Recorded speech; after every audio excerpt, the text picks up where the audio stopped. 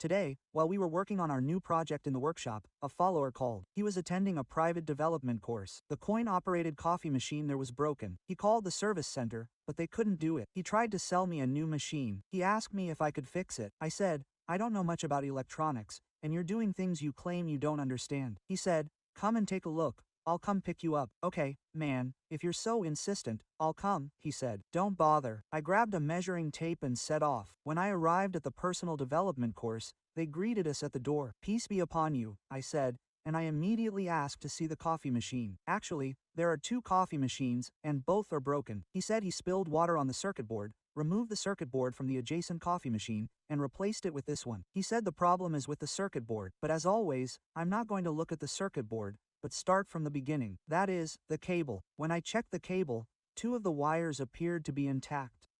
One of the wires goes to the on-off switch. When I checked the on-off switch to see if there might be a problem, the on-off switch was fine. One of the wires from the plug goes directly to the circuit board.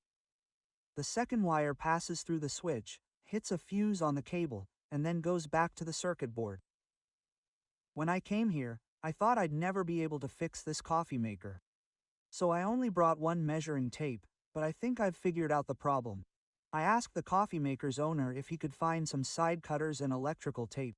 He did. When I checked the cable with the measuring tape, I saw power all the way to the fuse box. The cable was intact all the way to the fuse box. However, when I checked the cable from the fuse box to the circuit board, I couldn't read any signal there. So I decided to undo the tape on the fuse box and look inside. The problem was already revealed when I removed the tape. The fuse inside was intact.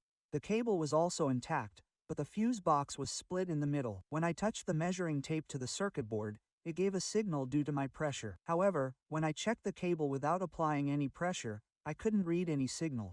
After plugging it in, I tried to read the voltage on the circuit board. I couldn't read it either. That revealed the problem.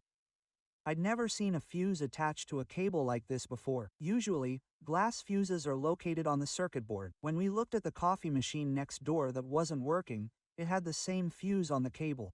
So, this seems to be the case. Since we didn't have a fuse, we removed the fuse from the broken coffee machine. We'll replace it on the coffee machine we're repairing. If that's the problem, it'll be very easy to fix. But of course, other problems can arise. We're repairing it with electrical tape and a pair of side cutters that my brother brought us. I understand I shouldn't be held responsible, and I absolutely have to bring all my supplies. When we plugged it in and tried to turn it on, the machine still wouldn't work. I was just thinking there was another problem, when it suddenly occurred to me. I disconnected the cables from the circuit board while repairing the cables and forgot to reconnect them. They were just sitting there idle. When we reattached the cables to the circuit board and tried again, it worked just fine. The water pump inside didn't work at first. While we were wondering if there was a problem, the water pump started working too. We all smiled with joy.